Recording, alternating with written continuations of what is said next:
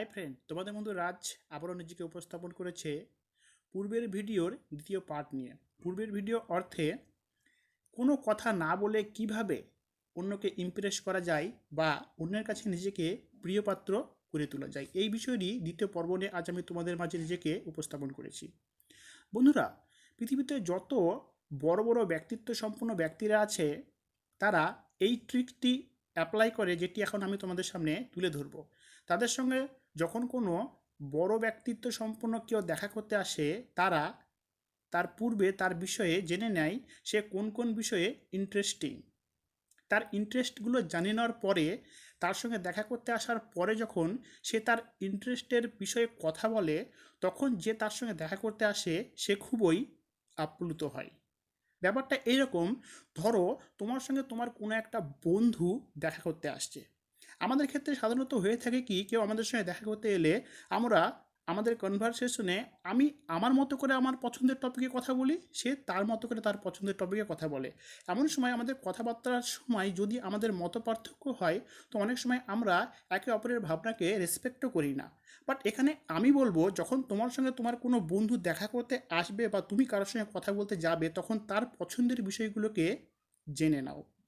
ধরো তোমার সেই বন্ধু যে তোমার সঙ্গে দেখা করতে আসছে, তার পাখি শিকার করতে খুবই ভালো লাগে, কিন্তু তোমার পাখি শিকার করতে একদমই ভালো লাগে না। তুমি যেভাবেই হোক বিষয়টিকে জেনেছো যে তোমার বন্ধুর পাখি শিকার করতে খুবই ভালো লাগে।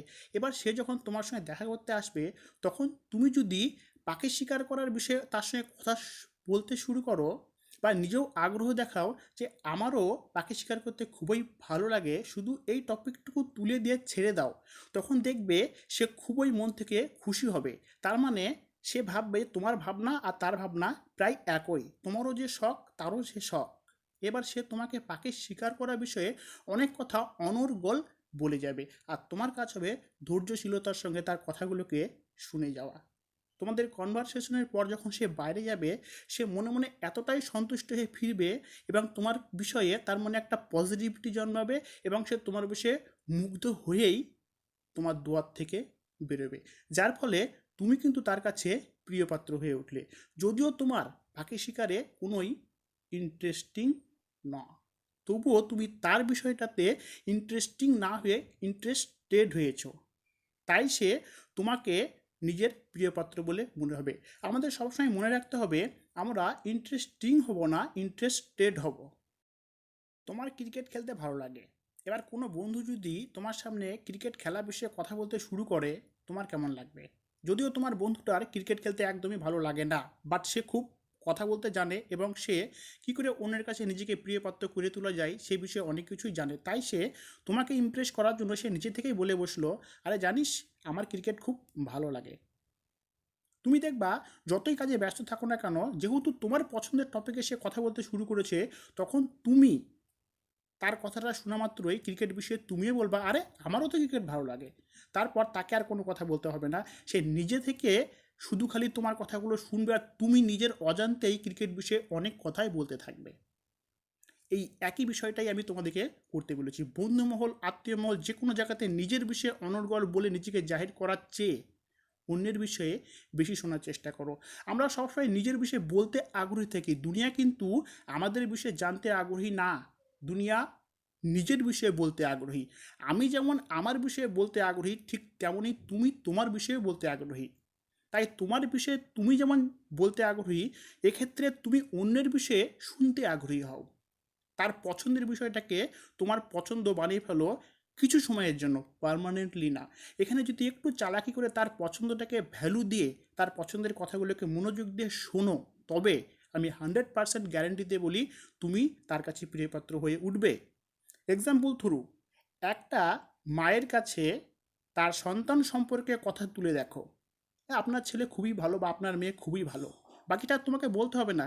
সেই মা নিজের সন্তানের বিষয়ে অনর্গল বলতে থাকবে, এবং যেহেতু তুমি তার সন্তানের বিষয়ে পজিটিভ কথা বলেছো এবং শুনতে আগ্রহ দেখাচ্ছ, সেই মা অনেকক্ষণ তোমাকে তার সন্তানের বিষয়ে কথা বলবে এবং তুমি শুধু খালি ধৈর্যশীল শ্রোতার মতো তার কথাগুলো শুনে যাও। এখানে তার সন্তানের বিষয়ে যদিও তোমার কথা বলার কোনো ইন্টারেস্ট নাই, বাট তুমি ইন্টারেস্ট ইন্টারেস্টেড হও, ইন্টারেস্টিং না। তাকে শুধু তার পছন্দের টপিকটা তুলে দিয়ে চুপ করে থাকো এবং দেখো সে যখন সমস্ত কথাগুলো বলবে তখন তুমি তার মনোযোগ দিয়ে কথাগুলো শুনো এবং লক্ষ্য করে দেখবে সে বলতে বলতে রীতিমতো আবেগী হয়ে গেছে। আমরা আমাদের বিষয়ে বলার চাইয়ে অন্যের পছন্দের বিষয় যদি শুনি সেক্ষেত্রে অন্যের কাছে নিজেকে প্রিয় পাত্র করে তোলা খুবই বেশি কঠিন না। আমি জানি আমার এই কথাগুলো অনেকের কানে পছন্দকর হয়ে উঠবে না, কেননা এটা একটা উল্টো পন্থা, আমরা সবসময় আমাদেরকে জাহির করেই এসছি বরাবর। সুতরাং এই উল্টো পন্থাটা প্রথমত মাথায় নিতে একটু অসুবিধা হবে, বাট কথাগুলোকে একটু কাজে লাগিয়ে দেখো, রেজাল্ট পাবেই পাবে। একটাই কথা, আমরা যখন কথা বলি অন্য কেউ শুনলে যেমন আমাদের ভাল লাগে, ঠিক অন্যরা যখন কথা বলে অন্যের পছন্দের কথা যদি আমরা আগ্রহশীল হই তবে অন্যেরও ভালো লাগবে। যাক, আবার দ্বিতীয় পার্টে কথা বলবো। আজকের মতো বাই বাই।